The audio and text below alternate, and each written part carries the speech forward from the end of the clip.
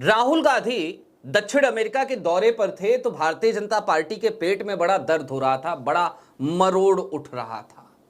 लेकिन राहुल गांधी 48 घंटे बाद एक बार फिर कोई बड़ा बम फोड़ने वाले हैं क्या? और इस बार यह बम मोदी जी को परेशान करेगा, सीधे हिट करेगा, डायरेक्ट हिट करेगा।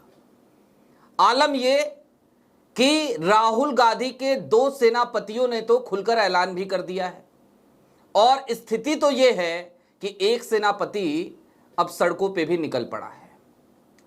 दरअसल आज चुनाव आयोग की एक और प्रेस कॉन्फ्रेंस होनी है जिसमें बिहार विधानसभा का शेड्यूल जारी होगा, लेकिन वो शेड्यूल जारी होगा उससे पहले विश्वस्त सूत्रों से यह खबर आ गई कि भाई 24 घंटे बचे हैं, राहुल गांधी कल की तारीख में वापस आ जाएंगे, रिफ्रेश होकर आएंगे, क्योंकि जाहिर सी बात है छात्रों से मिले हैं, बातचीत की है, कई जगहों पे लोगों से मिले हैं और वापस आएंगे तो फिर से मुश्किलें बढ़ाएंगे, मुसीबतें बढ़ाएंगे।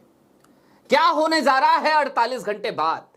और आखिरकार कौन है वो सेनापति जिन्होंने अब सीधा सीधा मोर्चा खोल ही दिया है?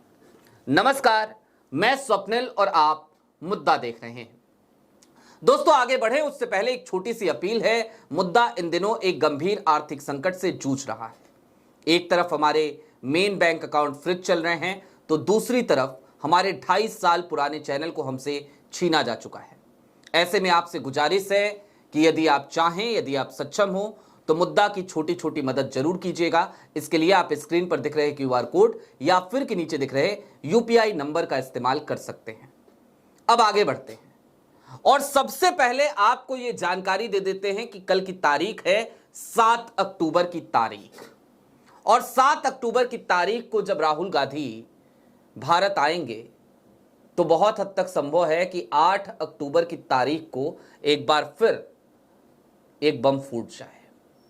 जी हां, और इस बार जो बम फूटेगा ना, वो बम कहीं और के बारे में नहीं होगा, वो बम वाराणसी के बारे में होगा, वाराणसी के चुनावी धांधली के बारे में होगा, वाराणसी की वोट चोरी के बारे में होगा। इसका ऐलान काफी पहले कांग्रेस के प्रदेश अध्यक्ष अजय राय ने भी कर दिया था। अजय राय का एक बयान भी आया था, वो बयान अब आप जरा सुनिए, उसके बाद फिर आपको दूसरे सेनापति से भी परिचित कराएंगे जो बकायदा चुनाव आयोग की वोट चोरी के खिलाफ कोर्ट में तो लड़ ही रहा था। वहां पे तो उसने भारतीय जनता पार्टी की चूल्हे हिला ही रखी थी, लेकिन अब दूसरी तरफ वो सड़कों पे भी निकल पड़ा है। लेकिन पहले अजय राय का ये बयान। मैं काशी की बात करूंगा। बहुत सी चीजें जानकारी में आ रही हैं हम लोगों को, और वो बहुत, मैं समझता हूं कि वो आदरणीय हमारे नेता राहुल जी इसके बारे में सारी चीज़ों को जरूर देश की जनता को बताने का कार्य करेंगे, जैसा हम सब लोग, निश्चित तौर से हम सब लोग, जैसा हम लोग का प्रयास है। बिहार चुनाव में ये मुद्दा रहेगा। अब तो लगता है फाइनल लिस्ट जारी हो गई तो अब तो नहीं, अगर बिहार के अंदर अगर सारी चीज़ें जिस तरीके से माननीय सर्वोच्च न्यायालय ने आदेश किया था, अगर वो सारी चीज़ें आएंगी तो मैं बिना देख कर तभी कुछ कह पाऊंगा। जी हां, सुना आपने, अजय राय ने सीधे तौर पे बता दिया था उस वक्त पे भी कि दरअसल बहुत सारी जानकारियां आई हैं, बहुत सारी इंफॉर्मेशन मिली हैं वाराणसी में वोट चोरी को लेकर के। और वाराणसी की वोट चोरी यानी कि प्रधानमंत्री नरेंद्र मोदी की सांसदी, उनका संसदीय क्षेत्र, प्रधानमंत्री नरेंद्र मोदी वाराणसी से इस बार जब चुनाव लड़े तो ऐसा लगा जैसे हारते हारते हारते हारते किसी तरह बचे। आपको याद होगा वो तारीख, वो दिन जब वोटों की गिनती हो रही थी। अजय राय लगातार आगे चलते रहे, फिर एक वक्त आया जब अचानक से वोटों की गिनती रोक दी गई और उसके बाद फिर अचानक से प्रधानमंत्री नरेंद्र मोदी आगे हो जाते हैं। अजय राय क्या कहना चाह रहे थे, कौन सी इंफॉर्मेशन है, इसको लेकर भी उन्होंने कहा कि हमारे नेता राहुल गांधी उसका खुलासा करेंगे और वो तारीख लगभग अब तय मानी जा रही है कि वो तारीख होगी 8 अक्टूबर की तारीख। और इस बीच में क्या क्या हो गया? तो इस बीच में जनाब ये भी हो गया कि कल की तारीख में एक प्रेस कॉन्फ्रेंस हुई बिहार में, पटना में, और पटना में जो प्रेस कॉन्फ्रेंस हुई ना, उस प्रेस कॉन्फ्रेंस में ज्ञानेश कुमार भागते हुए नजर आए 2 सवालों से। तो खास तौर पर राहुल गांधी का नाम आया तो जाहिर सी बात है उन्होंने कह ही दिया कि भाई एयरपोर्ट जाना है, फ्लाइट है, माफ कीजिए जाना पड़ेगा, जवाब नहीं दे सकते, हाथ जोड़ लिए, निकल लिए। लेकिन इसके साथ ही साथ एक और सवाल आया था। वो सवाल और भी ज्यादा महत्वपूर्ण था और आलम तो यह था कि ऐसा लगा जैसे अमित शाह साहब ने अपने दुलारे को ही फंसा दिया है। अमित शाह ने जो बात बोली उसकी वजह से चक्कर घिन्नी में फंस गए ज्ञानेश कुमार। क्या बोला अमित शाह ने?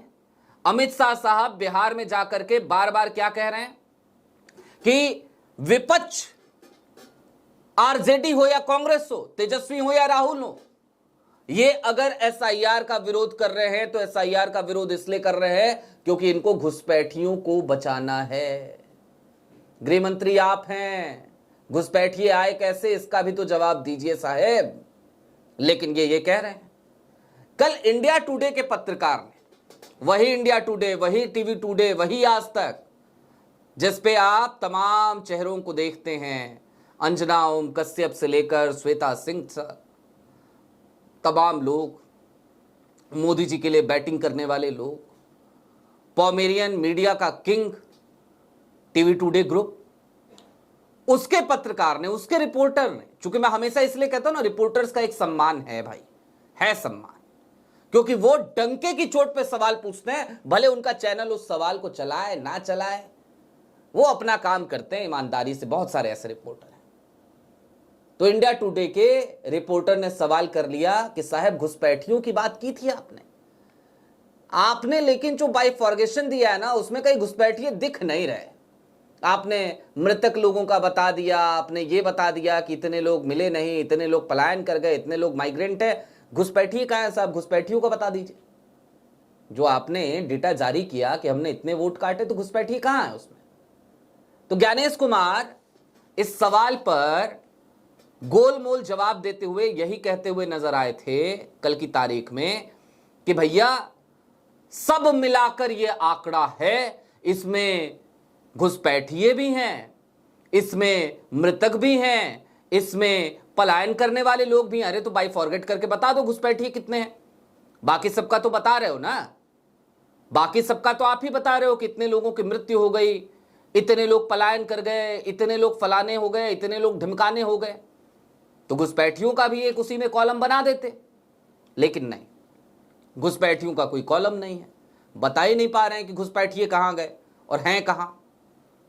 या तो थे या नहीं थे। सूत्रों के हवाले से तो खबर चली थी और उसके बाद से अमित शाह साहब चिल्लाए भी जा रहे हैं कि घुसपैठिए बचा रहे हैं, घुसपैठिए बचा रहे हैं। तो कहां है घुसपैठिए?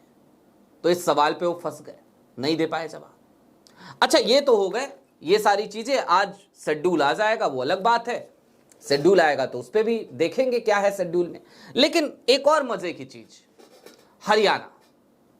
हरियाणा की उचाना सीट पर जो 241 पोस्टल बैलेट्स का मुकदमा चल रहा है, मामला चल रहा है पंजाब हरियाणा हाई कोर्ट में। बृजेंद्र सिंह बनाम चुनाव आयोग और अत्री साहब, भाजपा के वर्तमान विधायक, 32 वोटों से चुनाव जीते हुए, वो अब बृजेंद्र सिंह एक तरफ कोर्ट में लड़ रहे हैं और दूसरी तरफ वो सड़क पे निकल गए। और कल जब सड़क पे निकले तो आलम ये कि भाई भीड़ उनके साथ कल की तारीख में दिख रही है। अब मैं इस बात पे चर्चा नहीं करना चाहता कि बृजेंद्र सिंह कितने बड़े नेता हैं, कितने छोटे नेता हैं, कब भाजपा में थे, कब कहां थे, कब कहां नहीं थे। मैं उस नैरेटिव की बात कर रहा हूं जो नैरेटिव आज की तारीख में कांग्रेस बनाते हुए नजर आ रही है और जिस नैरेटिव पर देश उनके साथ, कांग्रेस के साथ जुड़ता हुआ दिखाई दे रहा है। वोट चोरी आज की तारीख में इस देश के कोने कोने में पहुंच चुका मुद्दा है। देश के कोने कोने में, चौराहों पर, चौपालों पर, बच्चे बच्चे की जबान पर यह मुद्दा छाया पड़ा है। चौक चौराहों पे जाकर खड़े होइए, कहिए कि भैया वोट चोरी हुई है क्या, तो कहेंगे हां लगता तो है। और क्यों लगता है? क्योंकि भाई 2024 के ही चुनाव में मैं खुद 5000 किलोमीटर की बाइक यात्रा पर निकला था दोस्तों। हालांकि वो चैनल अब रहा नहीं, वो चैनल तो उड़ा दिया गया। बड़ी कृपा हुई कुछ लोगों की, कुछ साहेबान की, तो चैनल उड़ गया, मल्टीपल रिपोर्टिंग की गई उस पर। 5000 किलोमीटर की यात्रा के दौरान मैंने जहां भी जाकर के लोगों से सवाल किए, और मैं गांव गांव में गया, खाक छानी, और लोग सीधे तौर पर 2-4 मुद्दे उनके लिए बहुत प्रबल थे। मसलन राशन लेने वाले लोगों ने कहा राशन तो दे रहे हैं, लेकिन बाकी चीजों का क्या, बाकी चीजों का क्या। 2024 के चुनाव में लोग संविधान की भी बात करने लगे थे। गांव का आदमी, भाई गांव का आदमी संविधान की बात कर रहा है, कह रहा है संविधान खतरे में है, ऐसा लग रहा है। उनसे पूछो क्या है संविधान, कितने दिनों में बना, कितने अनुच्छेद हैं, तो उसकी जानकारी नहीं है। लेकिन यह पता है कि संविधान है तो हमारा अस्तित्व है, यह उनको पता है। यह पता है कि बाबा साहेब का संविधान है, और खुल के कह रहे थे कि संविधान खतरे में। लेकिन 2024 के चुनाव में भी हाफते हाफते एनडीए की सरकार बन गई, तो जाहिर सी बात है चौक चौराहों पर वोट चोरी का मुद्दा आज की तारीख में प्रबल मुद्दा बन गया है। एक ऐसा मुद्दा जो भारी पड़ता नजर आ रहा है। और अब जब से यह खबर घूमने लगी है सियासी गलियारों में कि भाई राहुल आ रहे हैं 7 को और 48 घंटे में कुछ तैयारी चल रही है, तो यकीन मानिए हालत खराब है कई लोगों की, कई लोगों की। अब देखना दिलचस्प होगा कि क्या होता है अगले 48 घंटे के भीतर। वैसे राहुल गांधी की ये स्टाइल रही है, स्टाइल ऑफ पॉलिटिक्स ही उनका ये है, जब भी बाहर से आते हैं टेंशन दे जाते हैं। तो इस बार फिर से टेंशन देंगे, और ये टेंशन वाराणसी सीट को लेकर हो सकती है। वाराणसी सीट को लेकर, यानी कि इस बार सिर्फ सवाल ज्ञानेश कुमार पर नहीं उठेंगे, इस बार सवालों की गिरफ्त में, सवालों की जद में देश के प्रधान सेवक, देश के पंत प्रधान, खुद को प्रधान चौकीदार कहलाने वाले, और जिनको मैंने नाम दिया है प्रचार मंत्री, वही प्रधानमंत्री यानी कि नरेंद्र मोदी जी भी होंगे। आपकी क्या राय है कमेंट बॉक्स में जरूर बताइएगा। अभी के लिए दीजिए इजाजत। ऐसे ही तमाम अपडेट्स, तमाम डेवलपमेंट्स के लिए जुड़े रहिए मुद्दा के साथ। चलते चलते फिर वही अपील, चैनल पे नए हो सब्सक्राइब करते हुए जाइएगा, सक्षम हो तो छोटी छोटी मदद मुद्दा की जरूर कीजिएगा। बहुत शुक्रिया।